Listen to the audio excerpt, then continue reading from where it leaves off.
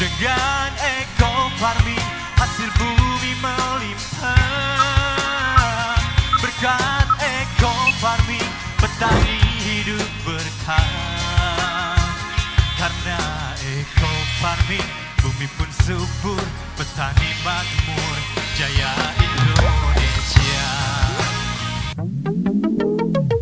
Mungkin sedikit sebelum itu Mas. Oh, ada tambahan. Iya, baik. Ada satu hal yang terkadang teman-teman di lapangan sedikit perlu diluruskan, bahwa ketika mereka berbicara eco farming, seringkali menganggap bahwa hilangkan pupuk anorganik, hilangkan pupuk urea, hilangkan pupuk TSP atau NPK. Nah, saya di dalam riset yang kita lakukan, saya ingin menegaskan bahwa belum ada rekomendasi bahwa anorganik itu hilangkan 100% kecuali mereka yang mau bertani organik. Jadi kecuali mereka memang berniat organik, betul, maka sebenarnya dia tidak perlu menghilangkan pupuk lainnya. Dia tetap bisa gunakan. Iya, tetap digunakan. Jadi memang saat ini perlu sahabat-sahabat semua pahami bahwa kondisi kita untuk pupuk subsidi yang disebarkan ke petani memang belum mampu dipenuhi secara keseluruhan oleh pemerintah ya. Jadi kita saat ini per tanggal hari ini 26 April ya, itu kita baru mampu menyediakan kurang lebih sekitar 9 juta ton ya. Kalau Pak Menteri kemarin menyampaikan bahwa dari RDKK yang diajukan oleh petani itu kurang lebih kebutuhan mereka 28 juta. Sehingga sebenarnya kita bukan langka pupuk di lapangan, bukan, tetapi kekurangan. Kenapa kurang? Karena memang kita dari pemerintah, dana yang dialokasikan untuk pupuk subsidi itu terbatas. Karena perlu diingat bahwa pupuk subsidi memang untuk masyarakat yang memang layak mendapat subsidi, ya, masyarakat kurang mampu gitu ya. Nah, oleh karena itu teman-teman yang memasarkan mitra eco farming, sekali lagi bahwa untuk mencegah terjadinya stagnasi produksi, atau mungkin bukan cuma stagnan tetapi bisa jadi turun, untuk langkah awal jangan pernah rekomendasikan hilangkan pupuk anorganik ya. Kalau misalnya di dalam prosesnya ternyata tanahnya sudah bagus ya, maka memang salah satu syarat bagi teman-teman yang memasarkan eco farming ini, tolong miliki kemampuan untuk mengukur kualitas tanah ya. Saya kira ada banyak cara, salah satu diantaranya adalah mengetahui melalui bolam lampu itu yang sering dipraktekkan teman-teman ya. Nah, kalau misalnya tanah sudah bagus ya, karena untuk melakukan budidaya yang bagus tanpa lagi menggunakan pupuk anorganik segala macam, kita membutuhkan kurang lebih seorganik kisaran antara 4-5%. Artinya dengan kondisi saat ini baru di kisaran bahkan kurang dari 2%, itu memang butuh kerja ekstra. Nah, yang kedua, saya ingin menyampaikan juga, tolong para mitra menyarankan kepada petani agar memanfaatkan bahan organik di sekitarnya, Mas. Jadi kalau misalnya ada jerami, jangan dibakar, tetapi manfaatkan, kembalikan ke lahan sawah. Nah, ini berita gembiranya nih, subhanallah. Di pupuk eco farming ini, hasil pengujian yang kita lakukan, bakteri perombak organiknya sangat tinggi. Perombak bahan organik. Jadi kalau misalnya ada tumpukan-tumpukan sisa hasil panen dalam bentuk jerami-jerami tadi, disebarkan saja, lalu kemudian encerkan eco farming, lalu disemprot, ini akan mempercepat proses pengumpusan bahan organik. Jadi dengan adanya bahan organik yang kita tambahkan ini semakin membantu petani memperbaiki kualitas tanah. Nah, ketika kualitas tanah semakin bagus, jerami dikembalikan, itu nanti petani potensinya tidak perlu lagi pakai pupuk K, ya, karena jeraminya sudah cukup. Nah, K-nya didapat dari jerami tadi. Nah, ditambah lagi dengan mikroba positif yang ada di eco farmingnya. Nah, kemudian selain pemanfaatan bahan organik, ya memang kita harapkan bahwa penguatan teman-teman memberikan pendasaran itu menjadi salah satu kunci supaya mikroba yang ada dalam eco farming ini bisa bekerja lebih awal untuk pendasaran itu seperti apa? Nah, pendasaran itu maksudnya sebelum tanam. Sebelum tanam. Jadi ada rekomendasi yang sudah kita berikan, misalnya gunakan 6 tub sebelum tanam ya. Oh iya. Nah, jadi 6 tub ini bisa diencerkan dengan 1 liter, bisa juga diencerkan dengan masing-masing 1 liter kalau lahan kecil. Yeah. Nah, bagaimana cara menghitung kalau misalnya, Pak, saya hanya lahan saya misalnya 1000 meter, 1000 meter, tapi kalau saya pakai 6 kan terlalu banyak.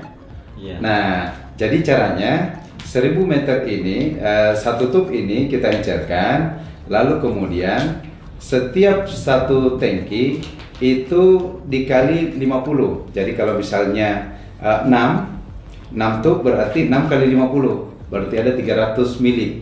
Berarti dalam 1 tangki itu berikan 300 mili ke dalam tangki, lalu kemudian dipakai untuk menyemprot tadi 500 meter persegi.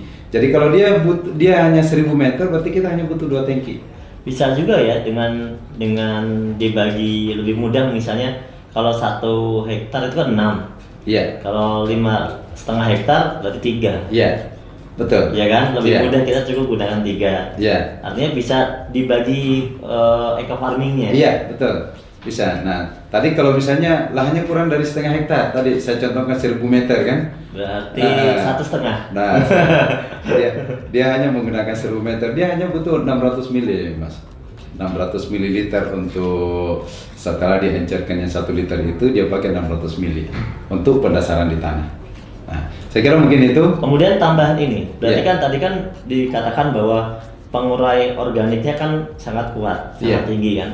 Nah, berarti sangat tepat sekali sebenarnya kalau misalnya tadi kan jerami itu memang bisa kita manfaatkan. Iya. Tapi kalau misalnya mereka juga menyediakan pupuk kandang, Iya. apakah itu sebenarnya sangat disarankan atau enggak? Sangat disarankan. Jadi sekarang ini kami dari Kementerian Pertanian itu sangat berupaya bagaimana supaya masyarakat secara umum ini kembali memaksimalkan bahan organik kembali ke tanah. Jadi bahan organik itu yang mana saja? Ya, kotoran ternak ya, atau pupuk kandang, kemudian limbah-limbah di sekitar kita seperti sampah-sampah dedaunan. Nah, kemudian kalau yang sudah ada di sawah ya sisa hasil panen jeraminya itu sebaiknya dikomposkan, lalu kemudian ditebarkan di sawah. Nah, bagaimana cara pengomposan? Sekali lagi, di sini sudah ada bahan mikroba perombaknya. Ini saja dipakai. Berarti cukup mereka tebarkan, Ya. gunakan Ya, jadi eco farming. ya, jadi kalau di pengomposan itu yang bagus para sahabat sekalian bahwa buat mal yang 1 meter persegi, pupuk kandang, berbagai jenis daun-daunan di situ. Atau dimasukkan 1 drum gitu bisa ya? Bisa juga, tetapi yang mudah kalau di petani itu di alam terbuka kan. Oh, Ya, di tanah. Ya, jadi buat mal dari bambu saja, misalnya bambu 1 meter persegi, tinggi 1 meter, nah turunkan semua ke situ. Tetapi ingat, setiap lapisan 20 sampai 30 cm disiram.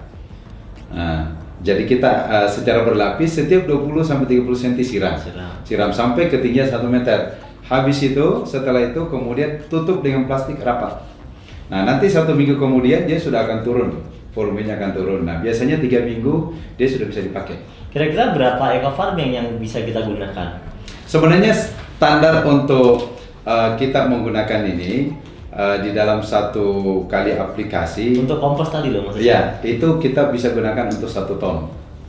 Ya, 1 ton ini, 1 ton bahan organik. 1 ton bahan bisa kita gunakan cukup 1 aja ya? 1 aja. Jadi sebenarnya sih kurang dari 1 pun tidak masalah ini, karena mikrobanya sudah sangat banyak. Sudah sangat banyak sekali. Jadi yang penting setiap tadi berapa 20 cm siram. Kita siram. Ya. Biasa pakai apa? Ya. Eco farming yang sudah diencerkan kan. Nanti 20 cm lagi siram lagi. Betul. terus. Ya. Sampai kadar airnya kurang lebih 60%. Itu akan mempercepat proses degradasinya. Ya Pak Jamal, ini ada akhir-akhir ini beredar kabar atau postingan bahwa produk eco farming ini telah diuji oleh bagian biosecurity di Malaysia, ya, yang katanya ternyata mengandung bakteri patogen. Mungkin yang diuji adalah dalam kondisi yang sudah hitam mungkin ya, dia mengandung bakteri patogen yang di sana dijelaskan bahwa itu sangat berbahaya. Gimana kira-kira penjelasannya, Pak Jamal? Baik.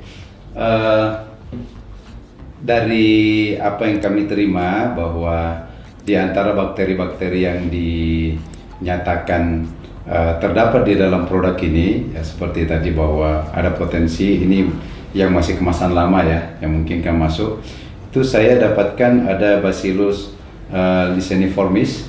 Nah, jadi sebenarnya kalau kita bicara di tanah ya, untuk jenis bakteri ini sebenarnya ya memang dia banyak digunakan untuk seperti industri sebenarnya ya.